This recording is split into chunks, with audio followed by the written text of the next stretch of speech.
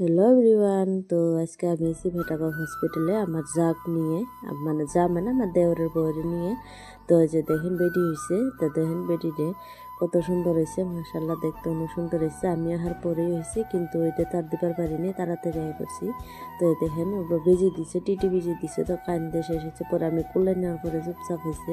তো আমার ছেলে আবার এদিকে বিস্কুট একটা হাতে নিয়ে খাড়াই আছে, বেডির বাচ্চা খাড়াই আছে। দেখেন যদি পড়ে যায় তাহলে ওর উপরেই পড়বো, তার জন্য এই যে করলাম যে টান দেন। আমি আবার বাচ্চাটা কুলে নিছি, দেখেন আমার মুখ কীরকম করে ছায়া আছে। আমি তার বড় মা, আমার সব অগবাড়ির পোলাপান যে দিয়েছে, দেওয়ারের পোলাপান সব আমার বড় মা খাওয়া। তো আমি অল্প থেকে টেকে তাহলে আমি বাড়ির মুখ রওনা দিলাম। সন্ধ্যা হয়ে গেছে গা, তো হসপিটালে অনেক মানুষ, তো মানুষ দেখেন কত ভিড় হয়েছে, তার জন্য আমি বললাম না যাই গিয়ে, সন্ধ্যা হয়ে গেছে গা।